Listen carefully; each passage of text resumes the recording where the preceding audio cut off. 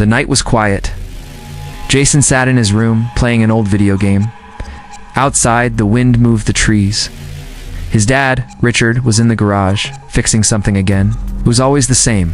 A quiet house, a quiet life. Nothing ever changed, till that knock on the door. Jason paused the game and looked at the front door. It was late, too late for visitors. He called out to his dad, but got no answer. The knock came again, soft but clear. He opened the door slowly. There stood a girl. She looked about his age, maybe a little older. Her eyes were silver and bright.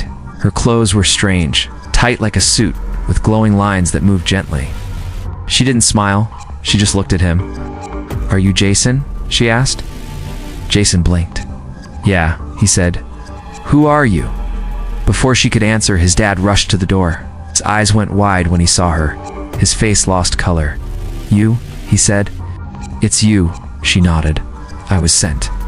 "Your friend kept his word." Jason looked between them. "What's going on, Dad?"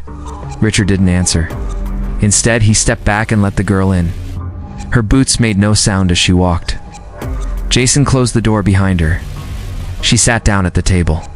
Richard followed. Jason stayed standing. She said her name was Lyra. She came from far away. Another star system.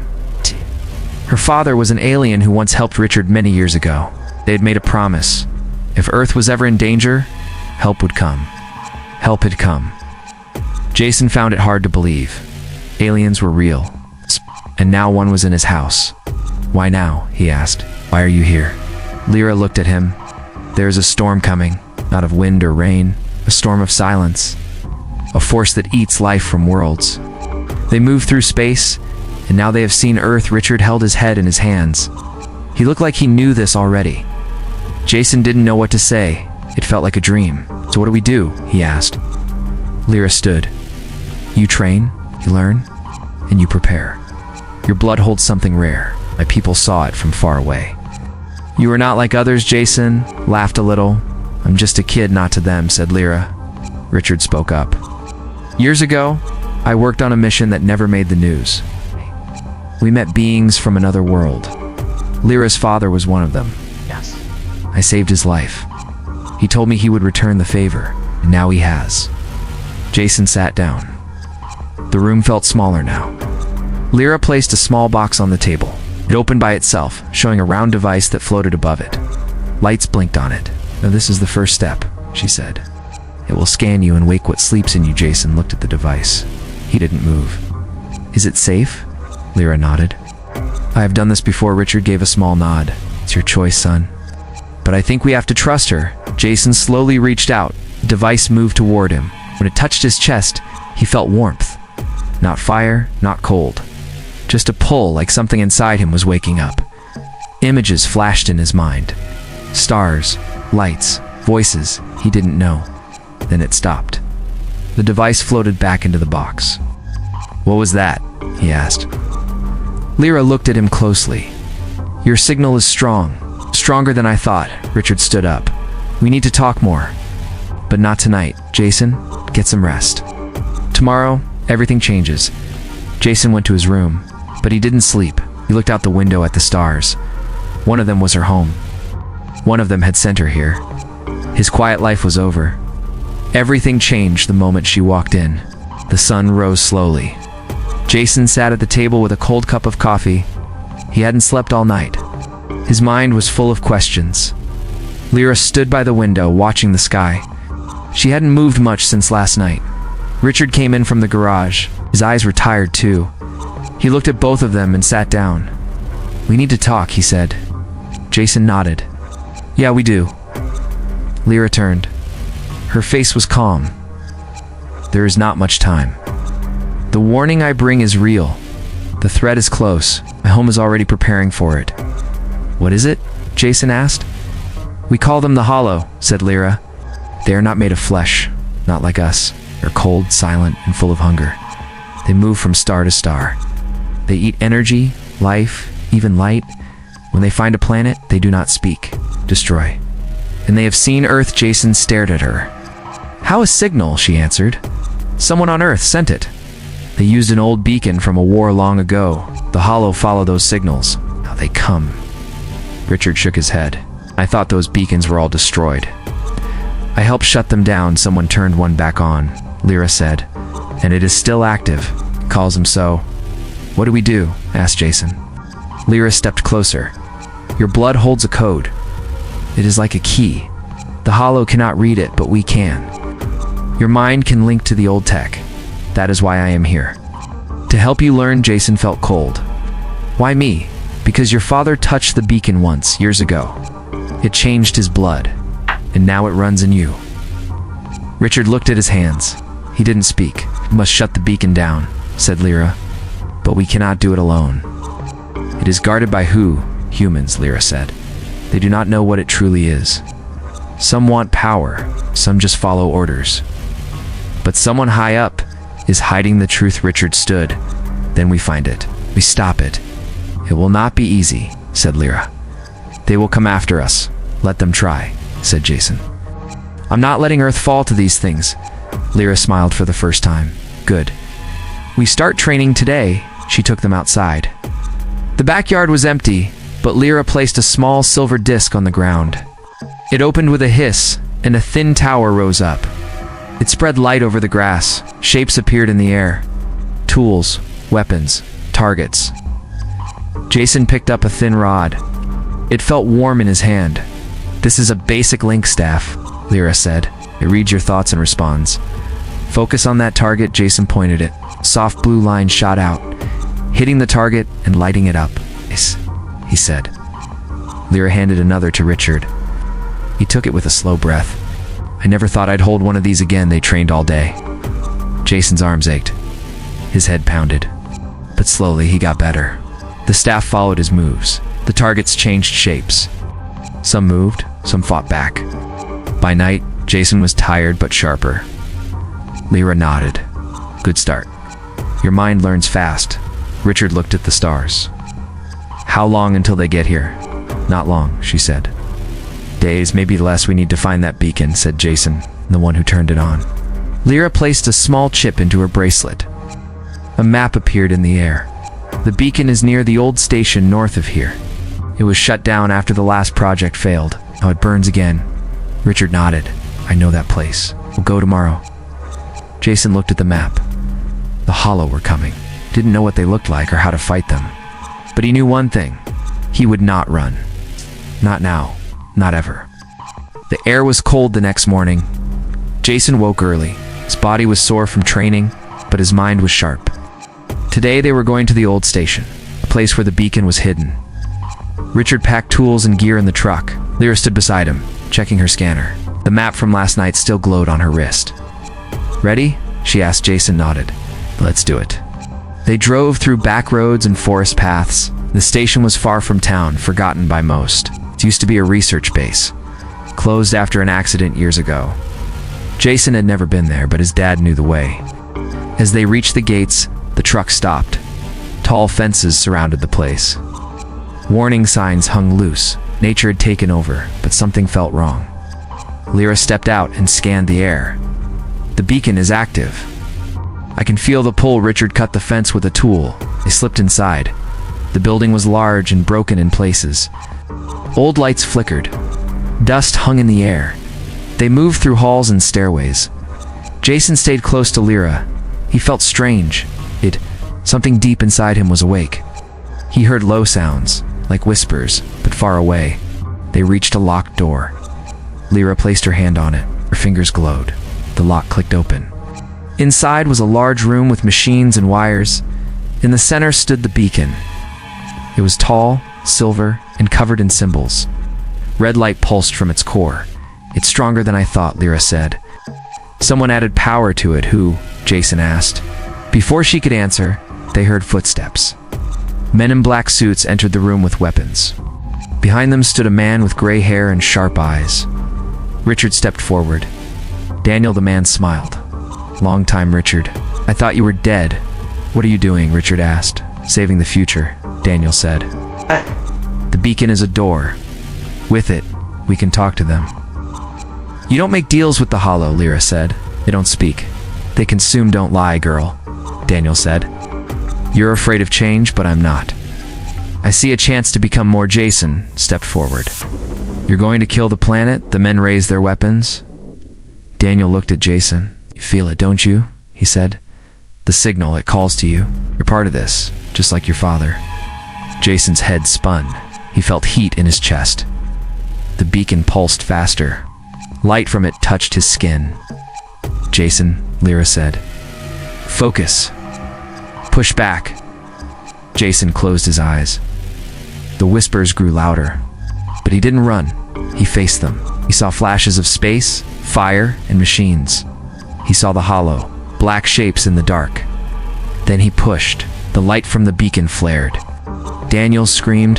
The men dropped their weapons and covered their eyes. The machines sparked. Lyra moved fast. She pulled Jason back.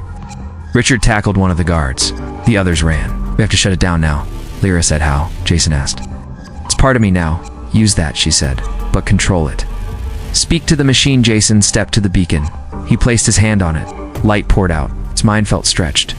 He reached deep into the machine. Saw its heart cold and old. Stop, he said. Sleep. The red light dimmed. The sounds faded. The beacon turned black and still. It's done, Lyra said. Richard looked at Daniel. He was gone, vanished into the shadows. We need to leave, Richard said. Others will come. They left the station fast. As they reached the road, Jason looked back. I saw them, he said. The hollow. They're not far. Lyra nodded. The signal was strong. They will come. But now we're ready. Jason didn't feel like a kid anymore. Something had changed inside him. Something big. Night came fast. Clouds covered the sky. Stars were hidden. Jason sat outside with Lyra and Richard. Beacon was off, but the danger was not over. They're coming, Jason said. I feel them moving closer. Lyra nodded. The hollow do not stop. They saw the signal. Now they search for the source. Richard checked the tools and weapons they had. We need to warn someone. Maybe the base at Clearfield. No time, Lyra said. They will strike soon. And they hit fast and quiet as she spoke. The ground shook. A deep hum filled the air. Above them, lights moved behind the clouds. They're here, Jason said. 3 dark shapes broke through the sky. They were not like normal ships. They moved without sound. The air grew cold. The trees bent as the ships passed over. Jason felt pressure in his chest, like something was trying to crush him from inside. Richard grabbed his arm. Stay with me. Lyra pulled out a small device. She threw it in the air. It opened and formed a shield above them. The pressure lessened. The ships moved toward the old station. They want the beacon, Jason said. Even if it's off, we can't let them get it, Richard said. They jumped into the truck and drove fast. The road was rough. Behind them, power lines fell. Lights went out in every house they passed. They reached the station and saw 2 more ships above it. Black figures dropped from them. Tall, thin shapes with no faces. They moved like smoke, but with weight. Those are scouts, Lyra said. It's the first wave. Jason stepped out of the truck. He held the staff Lyra gave him. The end glowed blue. He walked forward. The ground under his feet felt alive. One of the hollow turned to him. It raised a long arm. Jason pointed the staff and fired. The light hit the shape, and it broke apart into dust. They can be hurt, he said. Good, Lyra said. Then we fight. Richard used one of Lyra's tools. It sent out a blast that knocked 2 scouts off their feet. They twisted in the air, then vanished. The fight grew. More scouts came. The air was full of light and shadow. Jason moved fast. He used his link to feel where they were, struck before they could reach him. Lyra fought beside him. She used 2 short rods that cut through the dark. Her moves were sharp and quick. Richard stayed near the beacon, keeping the scouts away from it. Suddenly, a blast hit the ground near Jason, flew back and hit the dirt. Pain shot through his arm. He looked up and saw a larger shape. Not a scout, something more. It had layers of black plates and glowing red eyes. That's a commander, Lyra shouted. Stay back, Jason stood. His hand shook. The commander walked toward him. Each step left a mark on the ground. Jason raised his staff. The commander struck with a beam of red light. Jason rolled aside and fired back. The beam cut through one of the plates, but did not stop it. Then Jason closed his eyes. He reached out with his mind. He felt the beacon. He felt the machines around. And he felt the commander's core. He aimed at it. One shot. The light hit the center of the creature, screamed without sound, and fell to pieces. Lyra ran to him. "Are you all right? I'm fine," he said. But that won't be the last one above them. The sky opened again. Another ship was coming, bigger than the rest. Richard called out, "We have to leave." "We can't win this here." Lyra pressed her wrist. A signal went out. "My people will hear this. They will come. But we must hold them off." Jason looked at the sky. His heart beat fast, but he was not afraid. Not anymore. He stood with his dad and Lyra. Together, they would not let Earth fall. The sky turned red as the last enemy ship pulled back into the clouds. Jason stood in the smoke, breathing hard. His hands were cut and his arms burned. Beside him, Lyra watched the sky with sharp eyes. Richard walked over, limping but alive. He put a hand on Jason's shoulder. "You did good, son." Jason didn't answer, looked around. The station was broken. Fire burned in small spots. The ground was black from the battle. Lyra checked her wrist. The signal had gone out. Her people would come soon. "What was on the way? We held them off," she said. "But they will return," Jason nodded. "We need to be ready next time." Richard sat down on a fallen piece of wall. "I'm done fighting. My job is over. The world needs new hands now." Jason looked at him. "What about us?" "I'll stay back. Rebuild. Help Earth prepare. But you and Lyra... ... You need to go forward." Jason turned to Lyra. She gave a slow nod. "You have the signal. The key. Other worlds must know what happened here. We need allies. And you must be the one to find them." Jason felt the weight of her words. He had never left his town before. Now he was being asked to leave the planet. He looked at the stars. They were no longer just lights in the sky. They were paths. And he was ready. "When does the ship arrive?" he asked. "Soon," Lyra said. "It is not big, but fast. Quiet. It's made for it," to Jason. Walked back to the truck and pulled out his bag. It held little, just a photo, some tools, and the staff Lyra gave him. Richard stood and hugged him. His voice was low. "Make us proud." "Come back stronger, I will," Jason said. The ship came before dawn. It landed without sound, silver and smooth, shaped like a long drop of water. A door opened and light spilled out. Lyra walked up the ramp. Jason followed. He turned one last time. His dad waved from the ground. The door closed.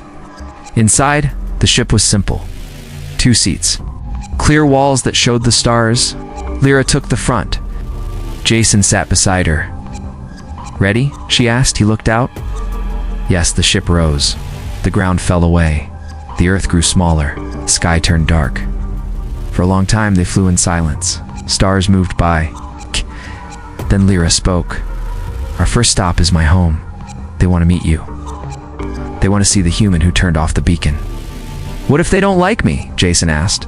"They will. They respect strength." Jason looked at the stars again. His chest still hurt, but he didn't mind. He had faced death and fear, had survived. Now he had a new job. He was not just a boy, not just a student, not just a fighter. He was a bridge. Richard sat back at the station. He watched the sky until the ship was gone. Then he picked up the broken tools and started cleaning. Somewhere out there, his son was flying through space. And everything had changed the night she came to their door.